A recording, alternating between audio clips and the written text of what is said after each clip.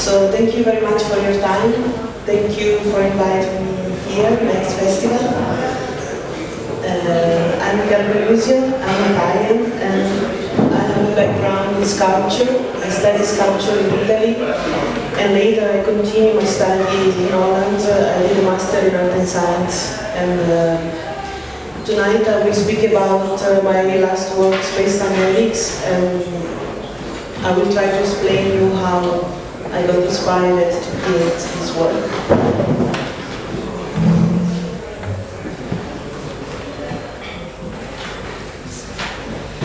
So I was always fascinated by string and vibration and frequency. Actually, I started to work on that subject when I moved to Holland and started this master in art and science. And during the time, I was also teaching for 3 years some courses. One was called Synesthetics, together with Franz Evers. And during this preparation of the class, I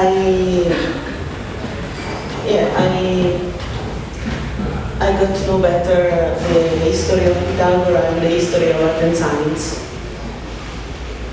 This is a picture, it's a painting of Pythagoras. Pythagoras from Samos, it's a philosopher, and it's one of the first philosophers from the history of time, like he's from Greece. And for me it was really fascinating the way that he was teaching to the students and all the experiments they were doing together with the people. It was not really a school, it was a kind of cult, but not cult like in the way we think today. It was much more like a group of people that knew that they had knowledge, that they were doing research. They were doing a lot of research, trying to understand the universe, trying to understand the nature.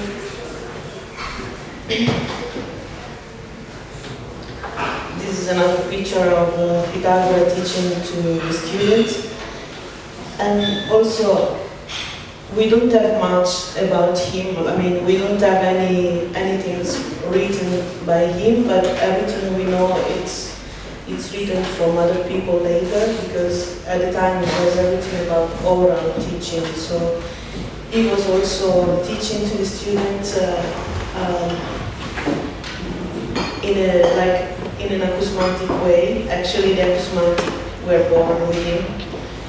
And he was talking to them behind the curtain, because he thought that by covering the eyes, by not seeing the person that was talking, they could concentrate more on the knowledge that he was passing through the oral, to the speech. And so for me it was really interesting to understand these synesthetic aspects of the teaching, and I went more deep on this. Also Pythagoras, he was doing a lot of experiments, and he's the one who invented the musical scale. He was creating the monochord, making a lot of experiments with the string. And there is a story that says that one day he was walking on the streets, and there was like a craft room where people were just using the hammer. And he noticed that the sound of the hammer was different depending on the size. So he started to do experiment also with different size of hammer. And he had this idea that the planet, that the universe had a sound, each planet had a different frequency, different sound, and it was a sound that we are not able to listen to that because they are so far away. But he was able to imagine that sound. And Pythagoras, it was a person, it was not really like a person, it was more like a divine person, because he was always very like a genius since he was born. There are many stories about the way he was born and the he was even much better than his teacher, Felix, which is really the first philosopher at the time. And so later, Pythagoras was moving to south of Italy, which was the Magna Grecia, and he settled there a school in Crotone, and there is still a temple of Hera Lacina, and there they were doing a lot of experiments. Also, they could not eat all kind of food. They had a specific diet because they were preparing themselves to discover the nature, to understand the universe.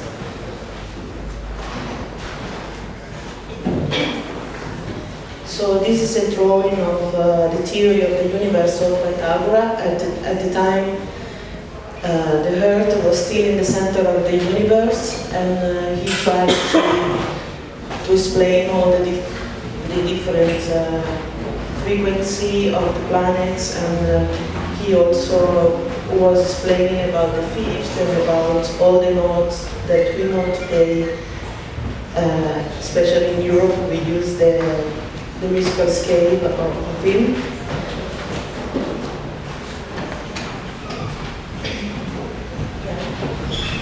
So at this point, I would like you to listen to a sound of a performance that I do with SpaceTime Helix, which is an instrument that I have built in 2012, and I'm still playing with this instrument after 7 years. Also because all this research, it was not only about building the instrument and the performance, but also to learn how to play the instrument itself. So it's still in continued modification and transformation and development all the time.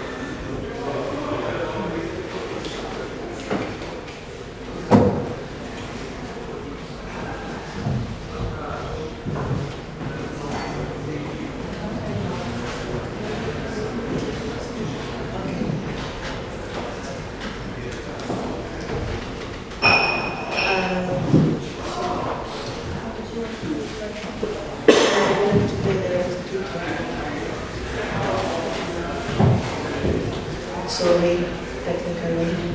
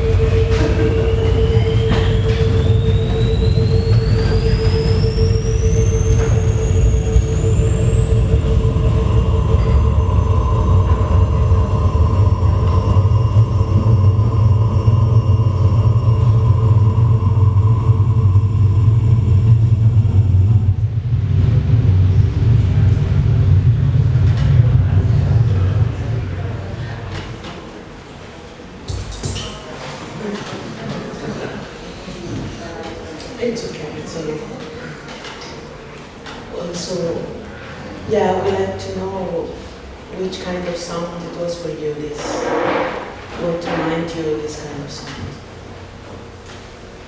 if you have something.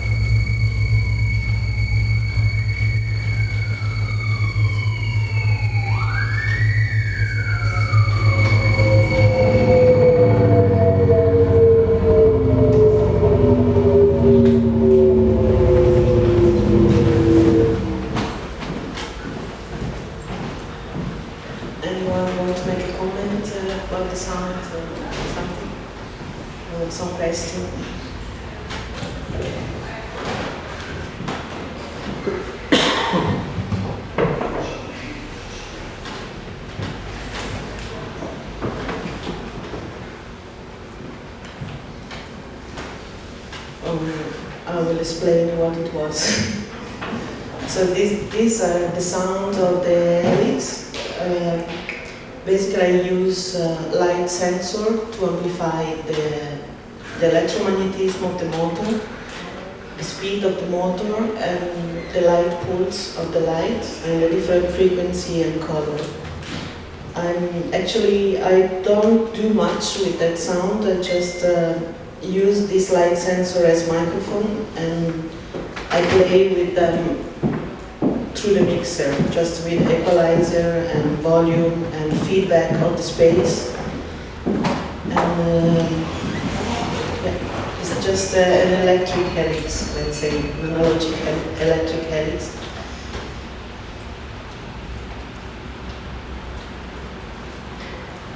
I can show you the video now of the performance. Of course, through this video you will not see much because I don't want to show much in the internet, online about performance, not to spoil the performance, and this is just to give you a little idea what it's about.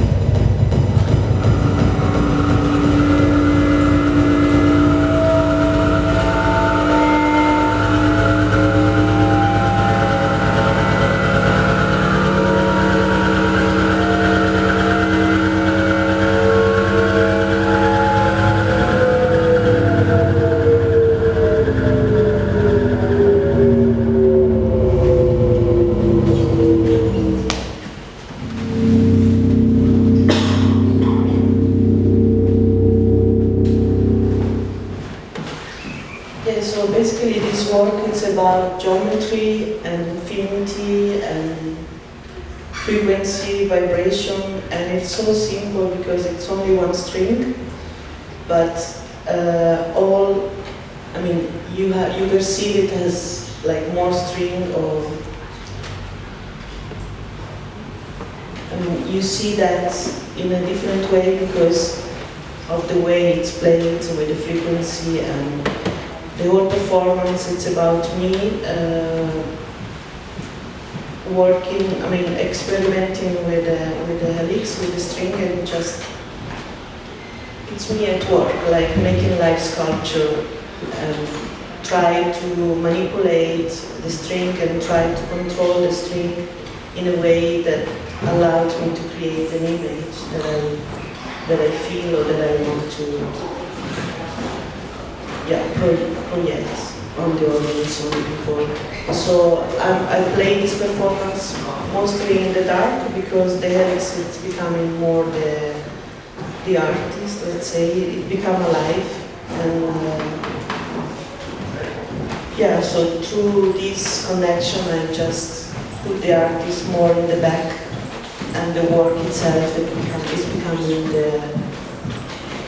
the central point of the performance, of the experience. And I like really let's say I try to hypnotize people during this performance. It's a kind of ritual to try to transport people in another state, in another dimension. That's why my work is also a lot related to space-time and how to perceive in space-time different image, different vision or sounds also. I play a lot of low frequency and high frequency in combination to try to make the light and the sound in a more kinetic, like to give you also a kind of touch on your body, not only on the sense of the vision and the hearing, but also in the feeling. That's why for me it's important to prepare myself for the performance and I try to create some energy. In the end, it's about creating energy and also creating a kind of different state of the particles. You will see in the performance I will use different objects that they will move by using the speed and the energy of the rotation. This particle, they will change state and they will go up and down depending how we perform. Every time it's a different result. Every time it's a surprise. It's different and it's live. Everything it's controlled manually by me. It's not preset. It's not. It's all live. It's all hand manually manipulated.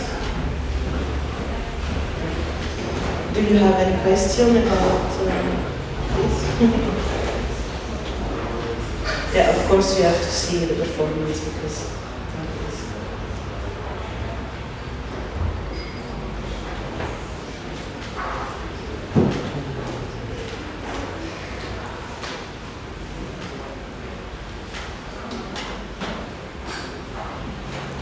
Okay, so thank you. Thank you.